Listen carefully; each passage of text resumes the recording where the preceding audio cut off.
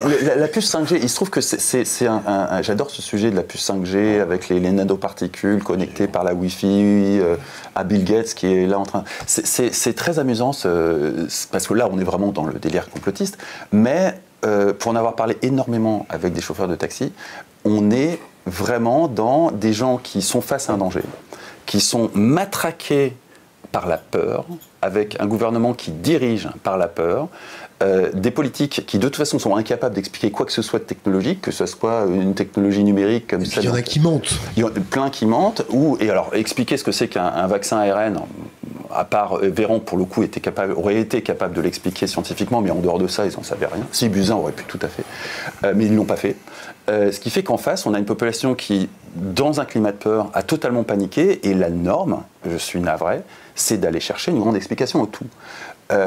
Quand on a eu la chance de faire des études supérieures, de s'intéresser à la science, d'avoir un entourage qui est capable d'interagir avec nous pour arriver à comprendre comment fonctionne un truc, bah, on peut échapper à ça. Mais si on n'a pas ce privilège, bah, effectivement, la puce 5G, les machins et trucs, c'est pas plus débile d'un point de vue technique que bon nombre de conneries que sortent les politiques. Donc pourquoi pas la puce 5G? L'intérêt de la puce 5G, c'est qu'il y a des millions de versions. Et que chacun a fini par se faire sa version. Et toute fausse. Toute fausse, bien sûr, parce que on peut pas. Techniquement, ça n'a pas de sens.